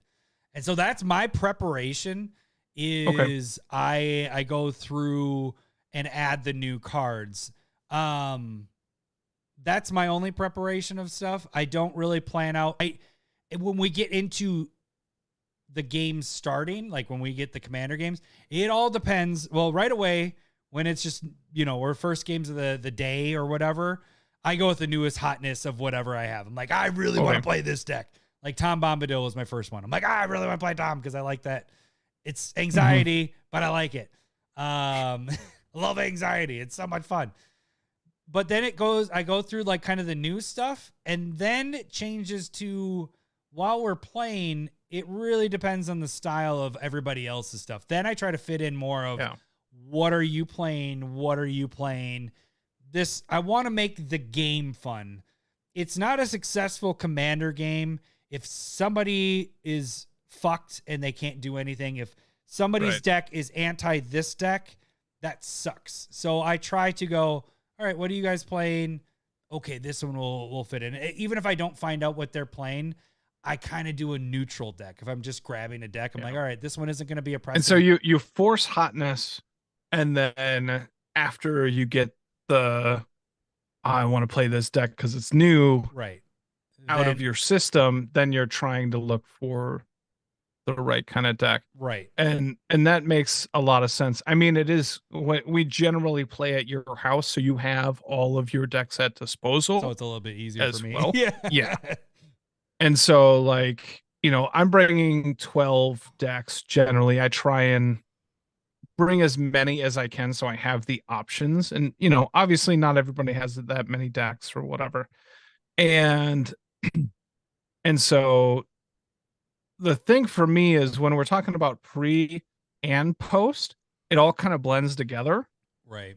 But it becomes a little bit more like frantic, closer to the games. And so after like SmithCon, which was the last time we played in real life, I probably spent like a week of just going, okay, I didn't like this, I like that, because that's a lot of games that we're trying to get in. That's Friday night and this whole full day of Saturday. Part of Sunday, we did a couple game on we got Sunday. Some games on Sunday, yeah. And so that's a lot of fun, and there's a lot going on, and so things are really fresh in my mind for either wanting to make sure that I have cards that I've gotten into the decks and make sure that they're playing with the way that I want. And then after going, this didn't actually work because I ended up cutting too much ramp or draw, or this didn't feel different than this card. How do I, this deck, how do I make it different? And so like when I'm playing, I'm almost always assessing the deck, because like the last two games with Ramsey I was playing Shalai and Halar, and even though I won that second game thanks to you, you're welcome, I was still just Middle-East. It didn't feel like it was super clunky, slow, and in a 3-person game it just does not work in my opinion. I just got help. And so it's something that I did not like. And so today I sat down, like even that night, I was like, I think I'm going to turn this into like a life gain combo deck. Yeah, you said that as you were leaving. Yeah. Yeah. And you were quiet. And I was like, I know you don't like that. Maybe change the thinking. Because there's definitely some cards in there that I want to play with. But it just, when you try and avoid combo and everything, there's that pull to the dark side of just being able to sometimes. And so you just got to go, you know what, this is not something that I want to do. And I'm doing that in Rowan as well. There's combo pieces you could easily accidentally put in. And so Spotlight, I'll talk a little bit more about it there. And so when it comes to Shalai and Halar, I'm going, okay, do I have enough? I wasn't ramping. It was super slow. And so, you look at it, you look at your ramp curve and just going, can I do this? Is that how it should go? Should I look at this more of a mid-range to bad deck, which is, again, okay to have, right? Not everything has to be efficient. Right. But when we're going, you have that discussion of, is this a fast game?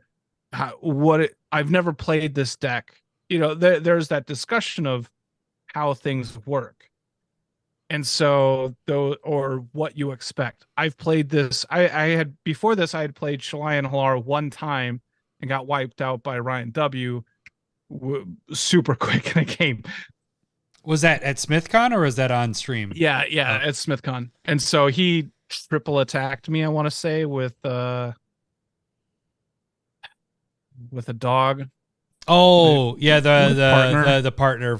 Yeah. Hago. But yeah, he just fucking ripped me. It's so bad. And so it's just like, that was first chance when I get, you dead. I remember that game, but that was when the blurry lines were happening for me. Because I was you were I done, was though. in that game. I won that remember. game. I remember I won that one because I fucking didn't do shit, but I was starting to get drunk there. All right, anyways. And so like you want to assess, and then you play that next game. You're like, this feels fairly similar to the last game, and that's about consistency. Yeah. And so, afterwards, pre or post game prep is going assessing what are the decks doing, what do they need to do, do they need to do it more, do you have enough of what you wanted to have happen? And that's all important to make sure that you have the deck working the way that you want. Because generally, for us at least, I think theme wise, we want a deck to do a certain thing. Right. But we're trying to do it without tutoring. Right. As well. So it's consistent, but still not doing the same thing. And so there's a fine line, at least for me, for how decks flow and work. And if you saw the comments on Discord for Hilda, I had posted an initial list. I was just kind of like, this is where I'm at. The deck is clunky. I'm doing 2 to 3 different things going on, but that's what I'm working with spirits, and I'm just trying to make it work. And then 8 hours later, I'm like, I think I got it. This is what I'm liking a lot more. This is flowing better. This feels better. This is doing what I want it to do. And if it's not working the way you want it either, and that's how decks kind of die too, is either they do what they're supposed to do and you're bored of it, or they're not doing what you want it to do and it's just not working and you're kind of tired of working on it. Right. That's kind of what's happening with Captain N for me. Right. And so you're thinking about that, like why you don't kill decks very often. No. But it went from Brutaclad to that to be more, I don't know. I thought I was going to be able to handle, because the thing about the downfall of Brutaclad was that you just get killed, and because you're milling people and people hate mill and you have no blocking and all that. It just didn't. So I was like, okay, let's do a different kind of mill. Like, no, not no blocking, but you know what I'm saying? You don't mean Brutaclad. Oh, not Brutaclad. Sorry. Bruvac. No. Yeah. Bruvac. Yep. The other B word. So I killed Bruvac to make Captain N, and then it won the last time I played, and I begrudgingly played it. I was like, this deck sucks. It won not because the deck, there's a different kind of win. Let's use this example. 2 Discord play games ago, I played Tom Bombadil. That first game, I won without Tom Bombadil doing Tom Bombadil stuff. You know what I'm saying? Like, it didn't win because of Tom Bombadil. It won because I was the last man standing, and I was able to maneuver and take the win away. The second game was how Tom Bombadil was supposed to go. And that's every win that Captain N wins is not by milling anybody out. It's just by... it's like... Yeah, because that's kind of a stealing other people's thing. Right? Yeah, and in a way. Yeah. You're stealing people's shit and milling people and all that stuff. But it was more of... I never milled people out. I ended up winning, I think, off of combat damage. Yeah. Not to give you more work, and maybe this is more into because number 2 has a black-blue steal other people's stuff deck as well. I haven't seen it in a while. It was from the original D&D set. Mine isn't stealing from their board. It's but from did the you graveyard. want to try and change it to that? I was just trying to keep a mill. Like, I want to, I like styles of decks, and I'm like, I want a mill deck, and that's what Bruvac was. and then Captain N was supposed to morph into that and not be as so milly. You know, Bruvac's in the deck, but it just doesn't do what I want to do. So I hope they come out with another mill commander, because then I'll switch over to that. But that's the thing is, I like that, especially this last time in real life. We haven't played for a long time. You went through the decks that you're like, I'm giving these their last run. If they do well, if they don't feel clunky, if they do what they're supposed to do, I'll keep them. It's their tryout.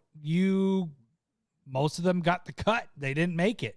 And so now you're moving 3 and 4. Yep. 3 out of 4 went. Yeah. So I think I need to do that more. The problem is I get so excited with all my new decks that I'm like, I want to play this one. I want to play it because they're all new. Because you don't play with them. You haven't played with them a lot. Although I will say, like, I've played probably with Tom Bombadil with Goldfishing and online or Spell Table and all that more than I played with Captain N. I think I've only gotten like 4 total games with Captain N. I've played Tom Bombadil at least 6 times at this point. Yeah. But it's just it's different. When decks are different when you play through them every time, it keeps me interested and keeps me wanting to play. When the deck keeps just flubbing or only has one way of doing things, I lose interest and I don't ever play. Yeah. It's still sitting there with the cards I need to add in. And that's why I didn't even play it yesterday, because I was like, I didn't even put in the cards that I said I wanted to put in. Right. If you lose interest in a deck, I highly suggest killing it. It's more sitting there for the next mill deck that comes out, so that I can, because it's blue-black. That's what's going to be mill. It's either going to be blue, it's going to be black, or blue-black, most likely. Right. So I'm just... But this is something that me and Alex were talking about within the last week or two. Bukaki. Get the name right. Mr. Hockey. He was saying, why don't I keep decks around like you do? And I was kind of, and obviously my first response was sleeves. I only have so many, and I'm unwilling to buy more. Yeah, if you see Lowry's sleeves that are from the 90s. but really, the secondary part is that I get a distance. And so that's where I would say, like, you have a mill deck that you don't enjoy, like, get rid of it. And when there is the potential for a new mill deck, then it's going to feel fresher and newer. And you're not going to have it like hanging over your head, as in like, I have N-word. I don't really like it. How different is this and that? It's just new. It's something that you haven't touched. And that's where I'm just going, I love the stuffy doll effect. I'm going to get rid of it with Savant and Brash Taunter and all that kind of stuff. And then number one, it'll feel like I can use that idea in other decks a little bit and spread it out, and maybe not have it be necessarily the thing a deck does. But like when in Savant with stuffy doll effects, where I'm like, I love stuffy doll, this is what's happening. And if that is the focus, I kind of shy away from, I shouldn't, even though stuffy doll could work here, I don't want to put it there because it's very much this deck. And so it allows that deck to dissipate a little bit more for myself personally, and I can work with those cards a little bit more. Now, I will really quick on the Captain N stuff. There are a lot of instances with other decks that I have where new cards come out, and then I'm able to add and make the deck better, and it revitalizes the deck. So that's kind of why I leave them sitting there. I will play them when I'm like, all right, I've gone through, like if we do a guys weekend and we're playing and I'm like, okay, I played everything. Let's play something that's a little different. Let's go mill. The part of it is mill. People have a lot of hatred towards that. But anyways, Nick, you get sets that come out that can revitalize a deck. That if you get 10 to 15 cards that you can add into a deck, it changes the deck. And so that's part of the reason why sometimes I hold on to decks a little bit longer, is I'm like, I like the idea. It just needs different cards, or I need to revamp 10 to 15 cards. And so that's kind of why I don't kill it. It's not it isn't a baby thing anymore. It's like, that's my baby, I worked on it. Moxfield helps with that a lot because it's saved on there. If I ever wanted to go back to it, I can come back to Moxfield and be like, okay, that's the other reason why I kill stuff. Right. And that's very smart with that. More frequently. Right. And the thing is playing with proxies, it's not as money out of the pocket, because I'm not needing the fetches and the duels for another deck. It's like, well, everything in there is under $5 for the most part. And if it's, otherwise it's a proxy. So I'm fine with it just sitting there because I'm not like needing those for other decks. Oh, well, I might as well. Oh, good for you. You're right. All right. But that is the reason why mine stay longer, is because sometimes I'm waiting for more cards, and sometimes I'll jump on EDH Rec and be like, all right, let's look at this deck. Has there been any new cards that I can't think that fit with this deck more? And I'm like, oh, yeah, okay, that would work. Okay, maybe I can revamp this and switch in and out cards. But I get what you're saying. Like, you're so much better at cutting the ties, and I like that. I really like that, where you go in and you're like, these are my tryout decks. If these don't do well this time, they're done. I'm taking the cards out and I'm going because I need the sleeves, because I can only have 10 different kinds of sleeves. Well, and I think, like, I have a thing where I want decks to feel very different from each other as well. And so you put that little bug in my head too, because that Gitrog and my Mazarek deck, you're like, those are pretty similar. It's like, no, they aren't. One's a landfall and one's they're pretty damn similar. And so, like, right now, one of the reasons why the bug was in my head about Shalai Halar and trying to change it is it occupies a space that's pretty close to Lucia Kane from the Warhammer decks, which it's like very counter heavy, even though Lucia Kane is going tall with like Hydra style cards, and Shalai Halar is going wide with trying to get, counters put on everything all at once. But then also I was talking about adding life gain into it, which is Treebeard space. And so in my mind, I want to kill Treebeard and meld it in with Shalai Halar, but then that turns into a combo deck. And then it's just like, is that, would I rather have 3 decks that could occupy similar spaces, even though they're Calamax? How many Calamax decks did you have? I only have one. I am debating on turning that into an adventure deck as well currently. But you had how many at one point? How many different Calamax decks? I had 3 at most. They didn't have the same feel. No, I will ex-nay you from killing your Treebeard. Treebeard is brutal. If you guys didn't watch that game, you should watch it. We talked about it last week. Yeah. But also, Cole had Treebeard and obviously the food deck. Yep. And him just having it in the 99 and coming out, that was the card I put third from the top when I was using Teferi's one of its abilities. Is Treebeard's just brutal. Like, that's a good. It's good. It's really and good. So I didn't. So that was the food deck. I understood it that Cole was saying that Treebeard won him the game, as in that was his deck. Okay, so that was a food. I was because that's the other thing that I try and do is make sure that people within our play group have different decks from me. Yeah. And so, like, I'll play Treebeard because I know Mr. Hockey has it. And that's why I was thinking Cole had it as well. So Ibukaki built that. I was like, I'm not going to build Chatter. So, but yeah. And so, like, I was a little bit worried about that bit of having too much crossover. Frodo Sam is what his. And he happened to get Treebeard, and immediately it was like fucking alpha striking. It was just like, geez, I've seen Treebeard. This isn't even your commander, and this is going crazy. It's a damn good card. And yeah, Jeff, like, he has Shalai Halar, Kyler, and Gave, and they're all doing very different things.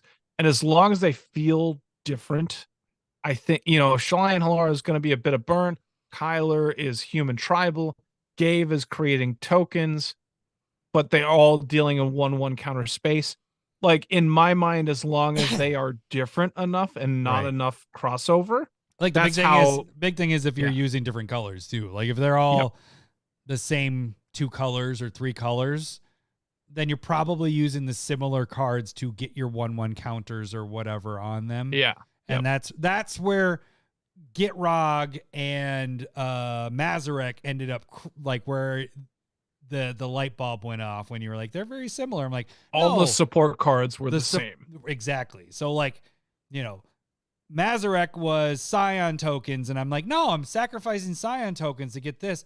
But everything that got me to there was very similar to what Gitrog was doing, even though that's a landfall and this is sacrificing Scion. And so, you are sacrificing lands or putting lands in and drawing cards, and the Mazarek was sacrificing creatures. Like, the play style was very similar, even though things were different. But like, when you're going, this happens, and then ... and this same card is affecting this thing, and you're going ... Yeah. Like, it's a pattern, and it's a play style. So, like, I can see a big difference between Shalai and Halar, but I can see very similar things happening with Kyler and Gabe, because more than likely Gabe can go tall in sacrificing creatures and putting 1/1 counters on them, and Kyler goes tall whenever a human comes to play, put a counter on them. And so if you end up building them similar, I can see them being similar if you're not conscious about it. But if you're conscious about having them be different, I can see them being different decks. You know what I mean? Mm-hmm. And so those are things that I at least try and make sure that, even though there can be cards that have similar effects, I try and make sure that they stay. And that's a little bit of my problem with Shalai and Halar and Lucia Kane, is a lot of the support cards are crossing over. And so gave Aristocrats makes a ton of sense. Yeah. Very different from Kyler. Yeah. So I just, that's something that I'm very conscious about, and just trying to make sure that play experiences are different for myself and everybody that I'm playing against. And that's why I don't want to copy what other people are doing. That's why we don't play the same decks. We don't play the same decks. A big reason why I didn't play Hilda was because Dennis had played Hilda. If Mr. Hockey shows up and he wants to play Treebeard, he's more than welcome to do that, and I can avoid it. I have options. I have plenty of decks. I don't have to do whatever. Good for you. There's a lot of people saying that there on that bunch. And so that's the thing. So post in real life games, I'm casually changing things, but after playing, I'm very intentional, because it's very fresh in my mind how the games went. Did you end up changing stuff last night, or did you do anything today? I kind of focused on just kind of killing decks. Yours was more, your tryouts were last night. Not all the time is it tryouts. A lot of times it's your newer stuff. But on a newer, like if you're playing newer decks, do you normally change out a few cards every time you get done playing cards? Like when we played the other night, a couple weeks ago, did you do that when we do spell table? Because I don't, not as much. I don't do that with spell table, and post stuff is not me. That would be more your avenue with stuff. I do want to get better at decks that I'm just giving their last run, and like I'm gonna play them. But the thing is we don't play as often in real life, family, all that stuff, and that's why it's a bigger ordeal. And so I always want to play the decks I love to play, and it's never like the decks that I'm like, I don't like this one, so this is the last time I'm gonna play it, because then it's like, meh, then I'm wasting one of the hour or 2 hours playing something I don't necessarily want to play, but it makes sense to get rid of something that you aren't enjoying, so I think I have my own, I'm going to call them trophies. You know what I mean? Like older decks that I enjoy playing, but I don't really play them. And I can like examples would be like Calmax, Feather, and there's one other that I don't really play a lot at this point. Jeff is saying we're coming up on 2 hours. It's because this segment is taking a lot longer. I told you. This is you talking, buddy. This is my fault. All my fault. I agree. And so like we're talking about like, why are you keeping decks? And there are enjoyment aspects of it. What do you have resources for, be it sleeves or cards, or when you're talking about, your proxies? I also just really enjoy changing decks. That's why you build so many damn decks. Yeah. Oh, Alayla is the other one. I really enjoy Alayla as well. And so I think the ones that stick around either have like a really, really good flow like Feather, or Alayla has so many parts that you can interchange and get different feels from a deck. And so those kind of decks tend to stick around for me a little bit more. Like Calamax, I'm still impressed that I have Kelsien. Kelsien is, just a destroy everything deck. But last time I played it was on stream last winter. I was like, well, that was kind of fun. That was way funner than I remember. And so it's still there, but I likely won't play it because again, there are play styles that aren't necessarily good for Commander. Like you can pop off and kill everybody's creatures, but if you can't finish the game, then it sucks. That's not okay. Yeah. Right. And that's a little bit of what Kelsien does. It can pop off and kill everybody's creatures and keep them down. But how do you win? But winning the game can be tedious. Right. And so it's still fun for me, but not fun for other people. Right. Fun for Lowry is hearing everybody bitch about how this game sucks. So I'm just saying, like, all of that is conscious of, like, what do I enjoy? Do I keep it around? Do other people hate playing against it? If I see people groaning or rolling their eyes, that is very much I'm either killing it or strongly changing it. Because that part is not fun. Jeff saying he's gonna have 3 different Alayla decks. Right. You can easily do that for Alayla. Either one of them. Did you post your Cunning Conqueror, the new Alayla deck list? You should post that in the Discord, please, Jeff. Because it's a card that I wish I could play. Like, I like the idea of a flash style deck. It's just not something that I would pull the trigger on at this point. So I'm good. Yeah. I'm not even going to summarize. Yep. So, all right. Do stuff. Yep. I would say, okay, really quick, summarize everything. For me, I like to edit the decks right beforehand, before we get a commander day in. I like to add in the new hotness of cards. I might skim over EDH Rec a couple times a year, see my decks and see if I want to update them. During, I play the new hotness, and then eventually I do like the idea of, if you want to kill stuff, give them their last run. And then afterwards, I don't do anything, but I like your idea of, it's fresh in the mind. This deck was lacking this.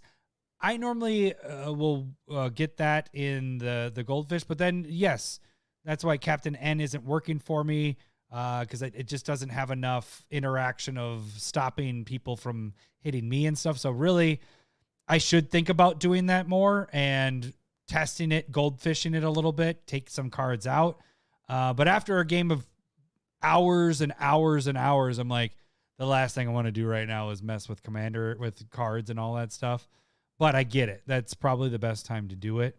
Your suggestion is pre, post, or pre, during, and post is what?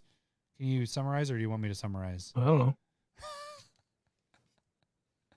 You don't do Be much. obsessed with Magic, and you'll enjoy your decks more. No, and Quinn says, "Who builds more than one deck a year?" Right. with how many foils he buys, I get it. Yeah. I get it. Oh, good for you. Yeah. Don't go on a long thing here. Just go quick. It's summarized. It is not a Lowry talk and drinking talk. Be conscious with what you want to have happen, and if it's not happening, figure out why it is. And if you can't, go ask other people on what's. I'm not saying kill it, but I'm also a person get other that opinions. Yes, that's a good idea. Yes, right. I'm saying you should go get other opinions. Me personally, I'm just going to kill the deck. Lowry doesn't need your guys' opinions. He says, "Fuck you. I know more shit." I didn't say that. If Lowry can't figure it out, no one can. So his deck is done. Again, I have enough decks. Right. I don't need to just nurse things along. All right. I'm just giving you shit. I'm glad that you closed it out for me, and I can't respond to that. All right. All right, let's get what to do it. we got? Let's get to it. It's time for everyone's favorite game show, Stump the Smith Savant. All right, we're going to do this kind of fast here because you got I'm glad that you're putting a time limit upon my guessing ability. Well, you talk so much. Of course I did. Let's see here. I got to get this up here. So I have, all right, there it is. All right. If you guys don't know how this game works, I am going to read the flavor text of a card, and Lowry's going to try to guess the card by asking yes or no questions. Every yes, he'll hear this. Hello, boobies. Every no, he'll hear this. Wrong, wrong, wrong, wrong. He will get up to 5 wrong guesses before he is considered stumped. This week's stumper is none other than Quinn. He is still on right now. He was the last person that commented. You guys can't see it because I eliminated it, or Lowry can't see it. I can. Eliminated the chat, so Lowry can't see, but you guys can play along. Quinn, don't guess because you know what the card is. Currently, we have 2 cards up for our prize. We are on week 5, round 23. So Lowry has 1 more week, and we will add another card to the ante. Wait, that's not it right there. That's a card that that's for a patron right there. This is the Proxy of Delighted Halfling in foil, and the other side is the real Smothering Tithe in foil with the border breaking there. So that is what is up for grabs right now. Lowry gets up to 5. Oh, no, we already did that. You get up to 3 clues if you get everything about the card but can't get what the card's name is. You'll get the initials.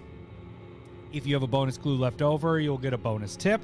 The card has to be in at least 10,000 EDH rec decks. Make sure you guys send your suggestions into me, either by Discord, if you're part of the Discord. If you're not, email us at commandersmiths@gmail.com. Lowry does not see those. So those are the ways to enter. And again, you are 68 and 23. And here we go. Let me pull this flavor text up here. Ciao. All right. Defeating an enemy is not nearly as satisfying as watching one suffer. The Western Paladin. Ooh, that's an old card. Defeating an enemy is not nearly as satisfying as watching one suffer. The Western Paladin.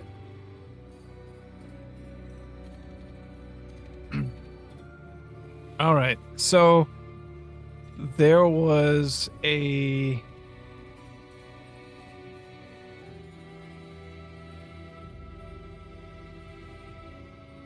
All right, how does this work? So there are older cards where they can like tap. This is over 10,000? All right. Black and white were the most prominent on like hating. So you could pay like 2 black or 2 white, tap that creature, destroy a black or white of the opposite color. And so there was like Eastern Paladin, a Western Paladin. What? Paladin? Paladin? Paladin. I was about to make fun of you on the first time you said it, and then you said it a second time. Ugh. Ugh. And so they, I think that's their names. Defeating an enemy is not nearly as satisfying as watching one suffer. Oh, it's defeating an enemy is not nearly as. I don't think you should be reading. I don't think you should be. And there's no Malort in this one. It's just a 2-hour beer episode. We took a shot. I guess you're right. We did take one Malort. Okay. I think this is an older card. It could be Time Spiral-ish-esque. But that's if it's that card, I would say it's probably white. So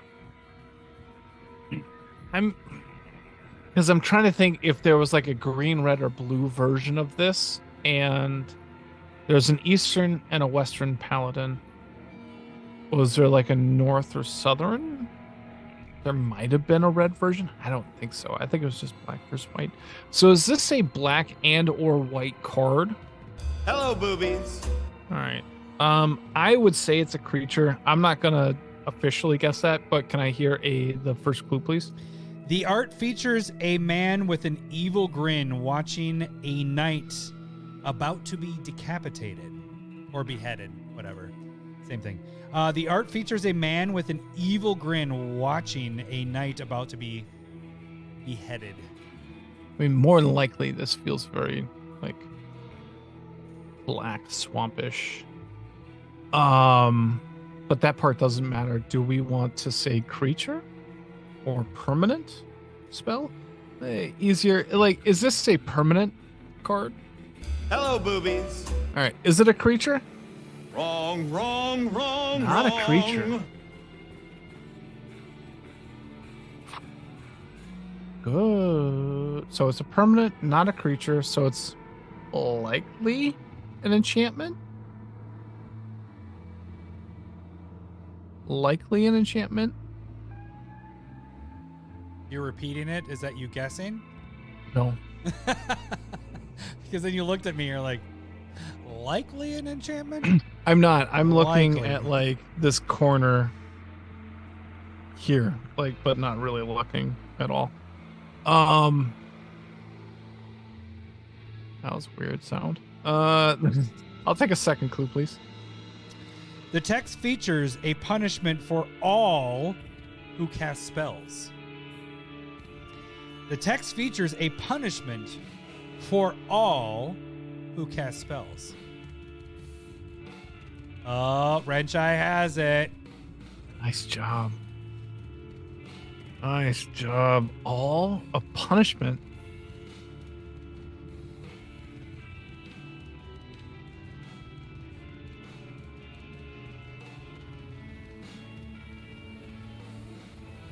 The art features a man with an evil grin watching a knight about to be beheaded. The text features a punishment for all who cast spells. And I'll read the flavor text for those that are listening. Defeating an enemy is not nearly as satisfying as watching one suffer, the Western Paladin. And what do we have figured out so far? We know that it's a permanent card and it's black and or white. Is that it? It's not a creature. Right. Is it an enchantment? Hello, boobies. All right. Yeah, that makes the most sense to be that old. What? Oh, okay. It's an enchantment, and it punishes. Second clue, please. The text features a punishment for all who cast spells.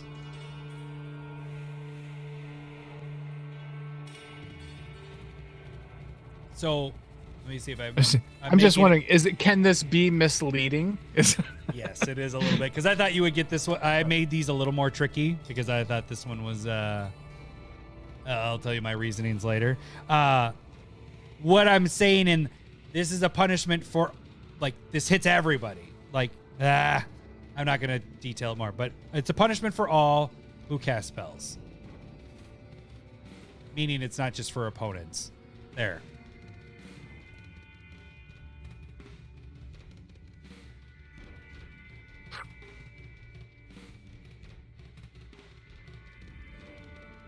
You need that third clue.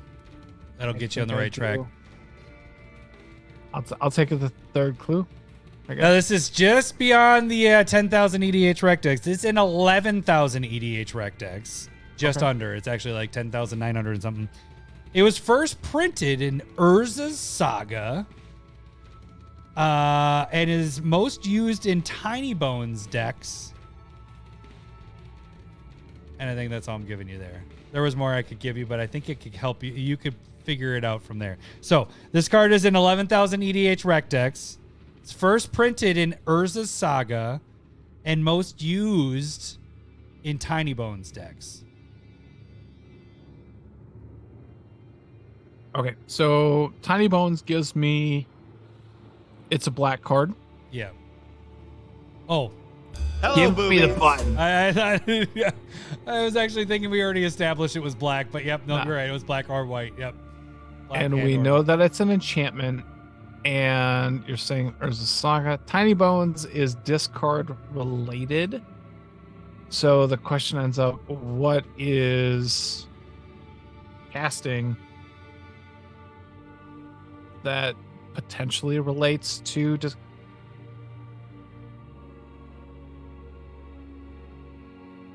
Oh, I look like a Can I- tree. Yeah, maybe. Can I hear the clues again, please?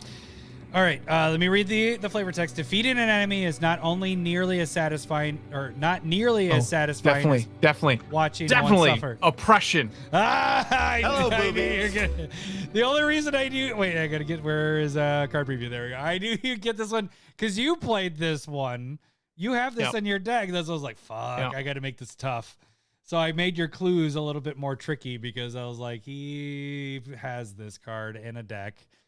What triggered it then?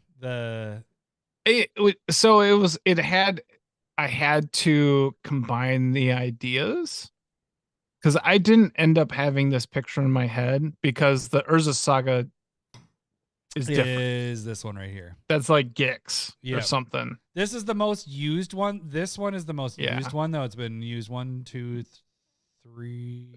Oh, I guess only 2 times. It's even.